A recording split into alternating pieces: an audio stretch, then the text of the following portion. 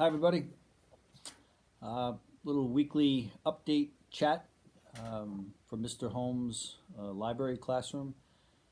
Don't worry, Mr. Holmes, I will do my best to have this room disinfected before everybody gets back, as well as the whole school, I'm sure will be taken care of properly once a final decision is made. So it was good to see many of you today on the elementary and the secondary chats, but I do realize I'm speaking right now to the entire staff of the school. So I do hope everyone is doing well. I hope you're healthy. I think many of us are hearing and have actually been affected by this situation with maybe some loved ones or some close friends that you heard have been affected by this. So I think we all um, have some personal experiences as to what is going on here. But so I think we got to keep everybody in mind, and that's why I think the next round of what we're going to hear from the state education department is going to focus on the social component of what's going on, as well as the emotional and the mental effect that this is having on students, as well as many of you, all of us. I just took a look at the calendar, and today finished the 30-day mark.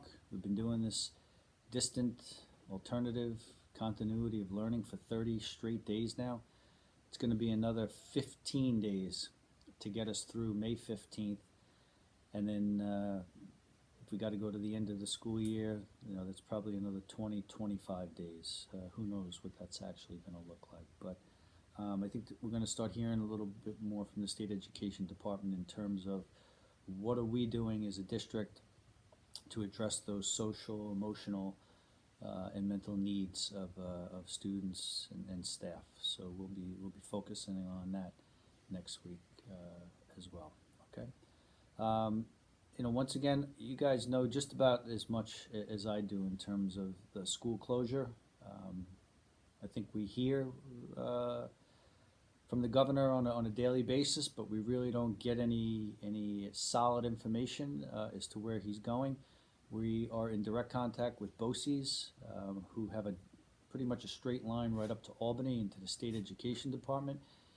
I was on a conference chat this morning with BOCES, and even they don't know. Nobody has an idea what's really going on here. And it's a little bit disturbing why we're hearing so many other states. I don't know, I heard 27 states. Somebody told me it's up in the 30s, whatever the real number is, how so many states have decided to close to the end of the school year, and yet every one of the 700 plus school districts in New York State, we're kind of in the dark right now. We don't know. But whatever it is, we have to make the most of it and keep pushing along. So obviously we anxiously await the governor's update on what's going on.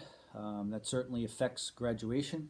We really don't have any idea if we're going to do virtual graduation, or we're going to do some kind of in-person student-only graduation. A lot of different ideas floating out there, but I think if we can get some guidance in the next 2 weeks from the governor, it might give us better direction as to what we're going to do in terms of graduation. The other thing that's on the horizon, as we're trying to look a little further out, is the summer. So typically we have the mandatory 6-week extended school year program for our special education students. That's up in the air, whether we're going to be able to do that here on the school campus, or whether we have to continue that straight through the summer remotely, and how that's going to look. Our regular 4-week camp that we run here, once again, that's up in the air as well. We really don't know what to tell people.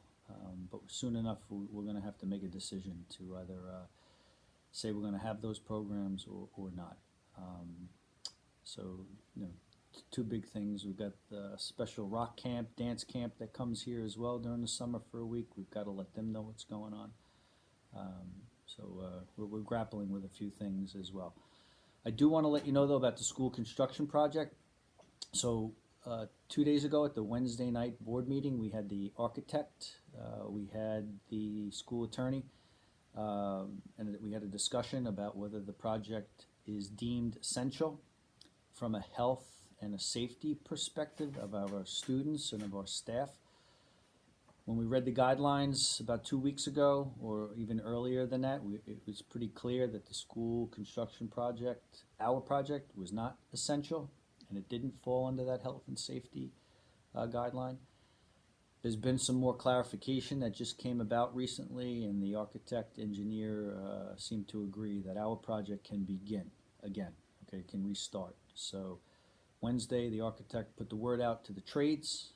We got a quick response that they're ready to go starting this coming Monday. They were actually here yesterday cleaning some of the portable trailers for the construction crews. Some other machinery and equipment will be delivered on Monday, and that should ramp up. How fast that's going to go, we don't know, because certainly there might be some workers. There were upwards of 52 workers here that were let go about 4 weeks ago. So how many of those are actually going to show up to work and be comfortable working here, we don't know. But at least we're moving in a positive direction, and hopefully we can make up some time to get us in. Obviously, if the governor makes a decision soon that school is closed through the end of the school year, we can get the construction crews into the gymnasium to start building the new library and the second floor technology room above it. They can also get into the classrooms, start pulling out all the heating systems in each classroom and replacing those with the new ones. So there's a lot of work that can be done, and hopefully expeditiously we can get it moving so that we can be in for the start of the school year, which I believe is September 10th, so that's quite a ways away. But I'm optimistic. I think if we can get this thing on track soon, which is Monday, we stand a chance. All right. So just to let you know, school construction project starts back up again. It's going to be interesting. I hope we don't get any complaints. I hope we don't have anybody pick up the phone and call and say, why are you starting this project? So we do have adequate documentation that it's deemed essential, or from a health and safety perspective. So we may have to be proactive and let some of our neighbors around us here know what's going on. But we'll try to be as transparent as we can.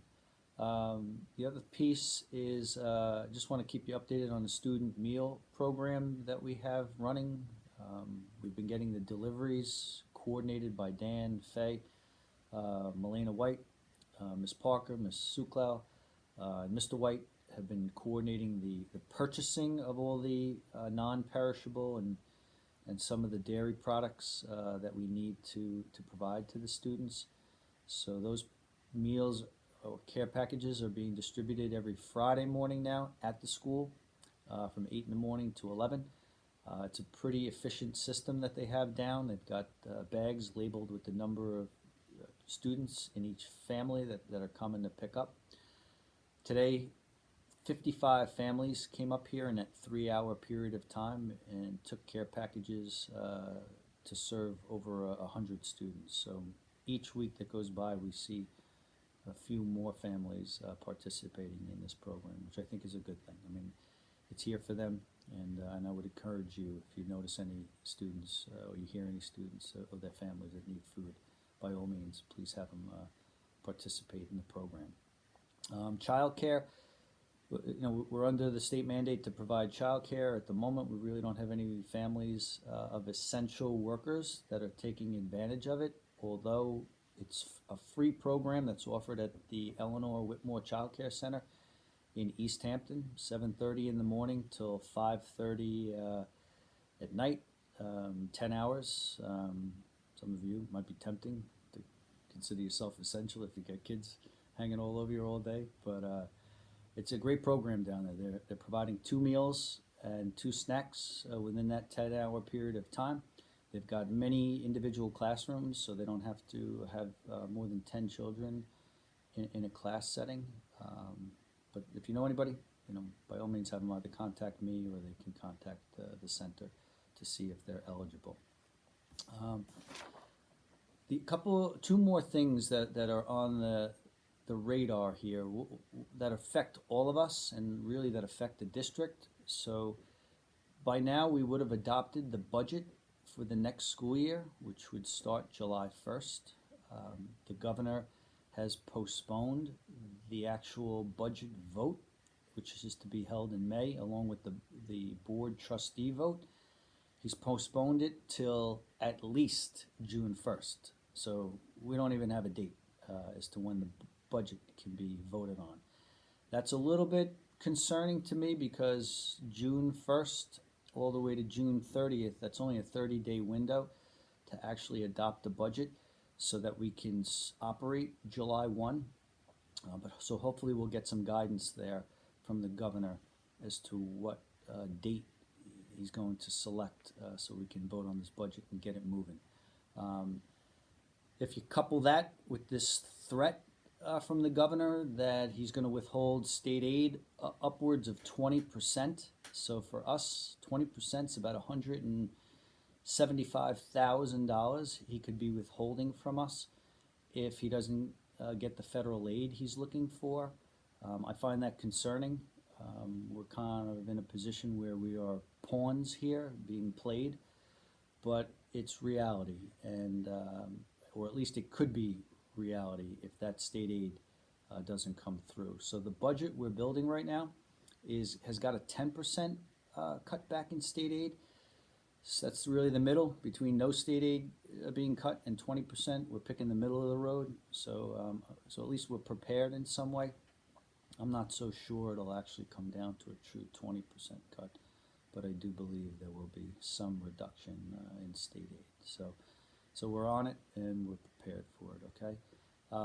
And then just to let you know, we are in negotiations with both school unions, the Bridgehampton Teachers Association and the CSEA.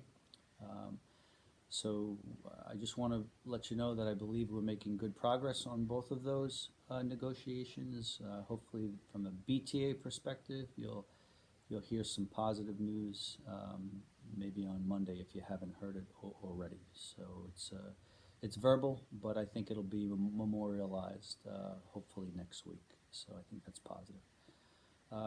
That's really it. Not a lot more going on. You know, we're trying to be attentive here as an administrative team to listen carefully to what all of you are telling us and try to address those needs as specifically as we can without blowing things out of proportion here. It seems to be working, and some of you are highlighting some really sincere situations with students being very difficult to get through to the kids, being able to keep them focused. So let us know. We'll do our best to help you, and we'll do our best to address those situations and hopefully have a positive outcome on there, okay? So that's it. All right, have a nice weekend. I know there's not a lot to do, but tomorrow's supposed to be 61 degrees or a high of 61 and sunny. So if you can try to get out a little bit, might make everybody feel good. But do the best you can. All right, take care. Bye.